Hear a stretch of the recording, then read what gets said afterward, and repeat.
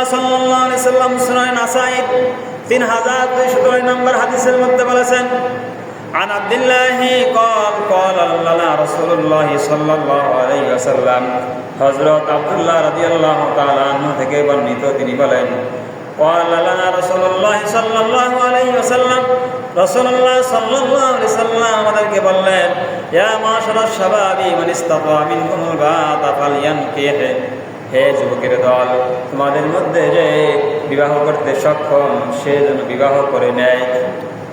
ফাইন্নাহু আগাদ্দু লিল বাসর, কেননা বিবাহ চক্ষুকে ভিন নারী থেকে, হারাম নারী থেকে নিচু রাখে, অবনত রাখে।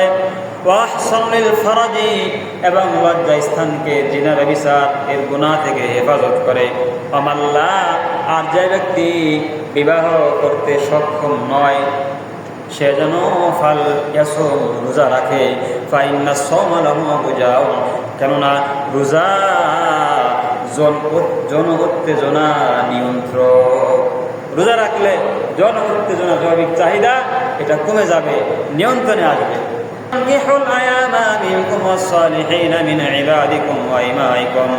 আল্লাহ রাব্বুল আলামিন বলেন, বিবাহহীন সন্তানাদিদেরকে তোমরা বিবাহের ব্যবস্থা করে দাও, যাদের বিবাহ হয় নাই তাদের বিবাহের ব্যবস্থা করো।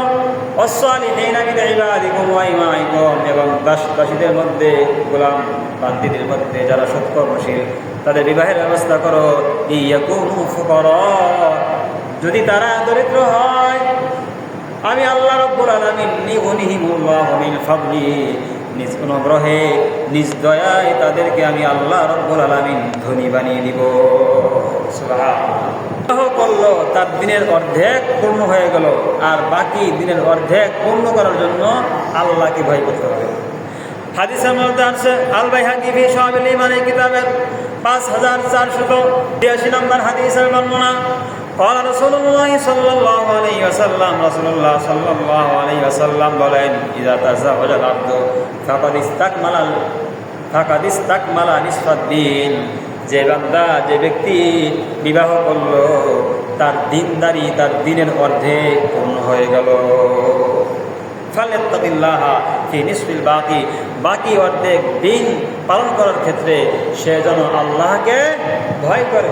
রাসূলুল্লাহ সাল্লাল্লাহু আলাইহি সাল্লাম হাদিসের মধ্যে বলেছেন, আরবাউন মিন সুনানিল মুরসালিন, 4টা কাজ সমস্ত রাসূলদের সুন্নাত। কয়টা কাজ? 4টা কাজ। 1 নাম্বার আল হায়াউ, লজ্জা করা, লজ্জা থাকা, এটা সমস্ত নবীদের সুন্নাত। এজন্য লজ্জা থাকতে হবে। কি বলতে, কি থাকতে হবে আমাদের? হাদিসের মধ্যে আছে লজ্জা ইমানের অঙ্গ, লজ্জা ইমানের অর্ধেক, এজন্য লজ্জা করতে হবে।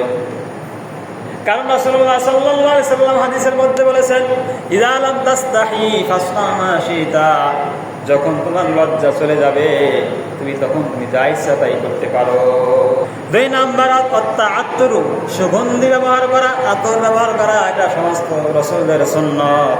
ওয়াসিওয়াক, মিসওয়াক করা, কি করা? মিসওয়াক করা সমস্ত রাসূলদের সুন্নাত।